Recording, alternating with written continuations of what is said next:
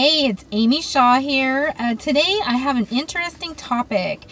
I'm going to start off talking a little bit about how I actually pick the topics when I decide to actually make a video for my YouTube channel.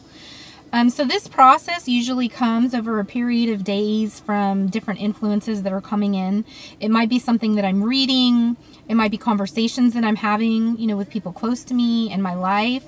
It might be through, people that come to me and are seeking, sort of insight or wisdom, and having conversations with them. And as that transpires, I start thinking about it. Sometimes these conversations just remind me of what I already know. Sometimes they bring that knowledge that I have into a focus in such a way that I think, oh, this is actually a common thing and it would make a really good topic for a video. So it comes from a lot of different, sources and the constellation of sources. So today my topic is actually about that, how I choose topics for my YouTube channel videos and the greater implication of that. The reason this actually came up on my radar this week is that I was watching another video on YouTube and I heard a really curious criticism by somebody who was saying that she knew somebody, all this gossip and hearsay. She knew somebody that knew somebody else, and that these two people had a conversation, and after the conversation, it was of a spiritual nature, that individual made a vlog sharing insights that came up supposedly out of that conversation. Now, the individual wasn't being accused of breaking confidentiality or anything like that. It was actually the opposite. This person was criticizing, saying, well, this other person made this video just based on this conversation and basically took credit for it. So it was more like that kind of argument that this person took credit for something that wasn't theirs, and that the implication was that this person that made this video didn't have original material that originated creatively from within, but was ripping off somebody else through a conversation and claiming the material as their own. Certainly a lot of spiritual workers have been accused of that similar thing. Teal Swan, a lot of people will say, that that's what she does. So there's this thing called parroting, and what parroting is, it actually comes from the bird, the parrot, right? So you teach, Polly wants a cracker, and the bird repeats, Polly wants a cracker.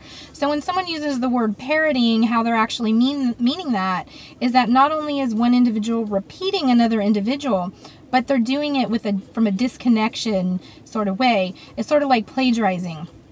If I'm going to go, I have a report due, and I'm going to go plagiarize a bunch of other people, steal a bunch of other people's work, and turn it in as my own, in a way that's a form of parroting. We don't really have to worry about that, though, in actuality, because at the end of the day, that student that's doing that, when they go in there to take that exam, guess what? They're not going to pass it, because they haven't actually earned that information themselves. They haven't, worked within themselves to understand it, to comprehend it. So when the text actually comes, they're not going to pass the test. So we don't really have to worry about that, because we're not the test makers, we're not the test givers, and we are not the test graders. All we have to really look at is what people are saying and whether it resonates with us or it doesn't resonate with us. The idea of parroting itself, sort of is interesting. There's, it makes me think of an example in the Bible, where people were complaining that, oh, people are going out and preaching Christ and they weren't technically Christians, the Apostle Paul said, what does it matter? What does it matter if they're preaching Christ out of selfish ambition? Doesn't matter as long as Christ is preached. So the fundamental aspect of that, I'm not trying to relate it to the Bible in any way, but the fundamental aspect of that teaching is that in certain situations, the motive of somebody actually doesn't really even matter, but although intention does matter, it does matter. In the ultimate cosmic law of it, we will be judged on our intention. The place of our heart, and whether we're benevolent or malevolent with our intention. So intention does matter. But in this context, the Apostle Paul was saying the intention doesn't matter because it's the truth that's being preached. So in that aspect, there's that, there's our personal responsibility and accountability. but then there's just the information and truth that flows out of our mouth. And, you know, in that sense, it doesn't really matter what the motive is, because truth is truth is truth is truth. And if it resonates with you, it resonates with you. So anyway, this was an interesting argument that this person, you know, made. And the underlying implication of it is that the person that was being accused wasn't really coming from a place of, you know, creative self, you know, knowledge or teaching, but just parroting more or less. So it got me thinking, like, well, okay, that's interesting, because how do I make videos? I make videos based on the same thing. I interact with another person and it gives me an idea. Sometimes it's fresh information. Sometimes it's just remembering information I already knew, or putting it together in a context that makes more sense, and then I want to actually dispel the idea or thought that I have. So that's how that works.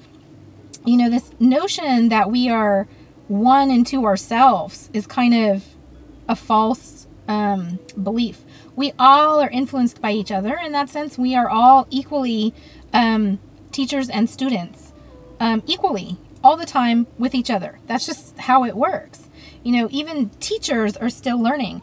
I've said that consistently in my videos and in my channel. I really believe that. There doesn't come a point in a shaman's life when you say, okay, I've arrived now. Now I can officially call myself a shaman, and now I'm done. That's it. I'm over. I've arrived.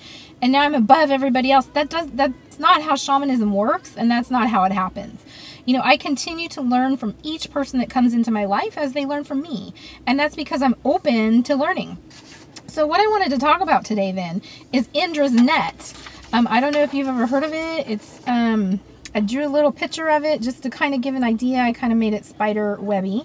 But Indra's net basically comes from Mahayana, I'm not sure if I'm saying that, Mahayana Buddhism and Vedic Hinduism. So it's interesting that Hinduism and Buddhism so often share, you know, beliefs and deities and ideas.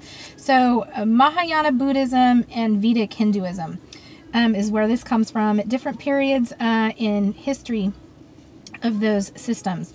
So what Indra's net is, and I just plagiarized some. I went to 3 or 4 different websites and took out some of the things that I preferred to share with you. So I'm just going to read those. These are not my words. I'm just reading to you, because I am not Buddhist. I am not Vedic. I am not Hindu. I'm not any of those things. And I wouldn't say I necessarily believe in those, but I think all systems have something that we can glean and resonate with. And definitely Indra's net is an important thing to talk about. So Indra's net, basically, it illustrates the interpenetration, intercausality, and interbeing of all things. Here's the metaphor.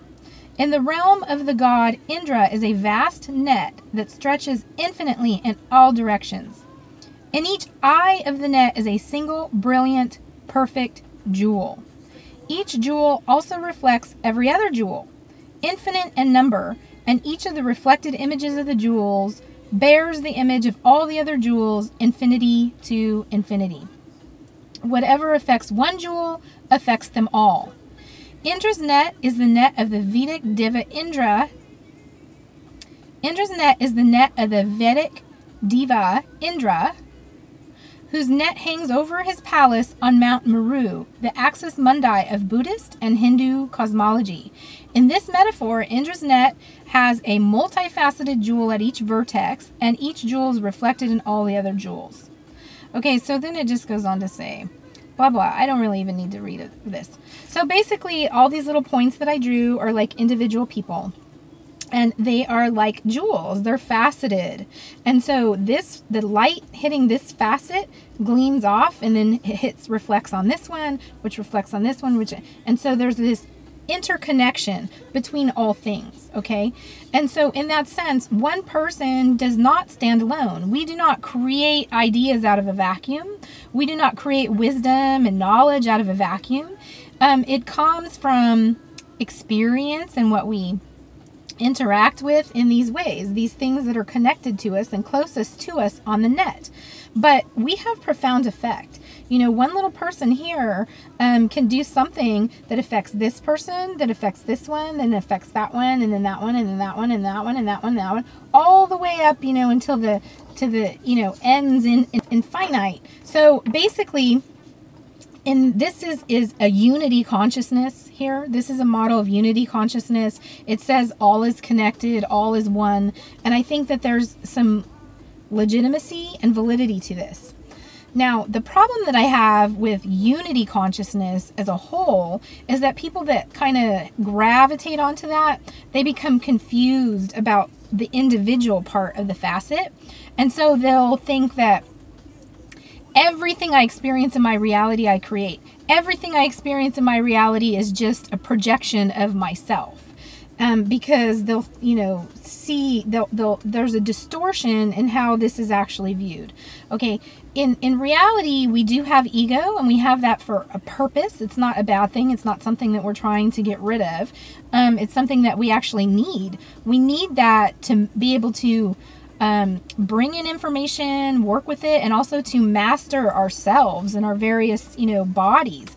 And so this idea that we're so connected that I don't even know where you begin and I end can become very, very confusing for people. And people really fail to see, the kind of sovereignty and individual power, the free will that we have as individuals. And all are needed. Each point on here is needed. So all of this makes up the whole. And yet each individual is a sovereign individual and is definitely needed to, maintain the plan and design of Indra's net. So the reason I wanted to talk about that, like I said, is because I think that there's a misperception that if somebody interacts with another person and makes a connection, and there's some kind of discussion that comes out of that resonates and makes sense, and it might be new information that you're learning, it might be helping you remember old information, it might be helping you take information that you have and adding it to more information, and together, out comes this idea, and then I come and I make a video about it. So that doesn't necessarily make me a fraud. It doesn't make me, illegitimate. It doesn't make me anything other than just a human being that's connected and interacting and relating to other human beings. It's a beautiful thing how we can influence and encourage and, find resonance with one another and learn from one another as we also teach one another. There's nothing wrong with that. So that criticism to me just seems really odd, and I just wanted to address that from my standpoint of how I see it and how I work and how I understand my process for how I choose to make videos. So now I'm going to make another video based on an interaction I had a couple weeks ago with somebody. So anyway, as always, thank you guys for watching. I appreciate you so much. If you have questions, comments, leave them down below in the video, and you can get a hold of me in all the different ways that there are on social media to get a hold of me. Have a great day.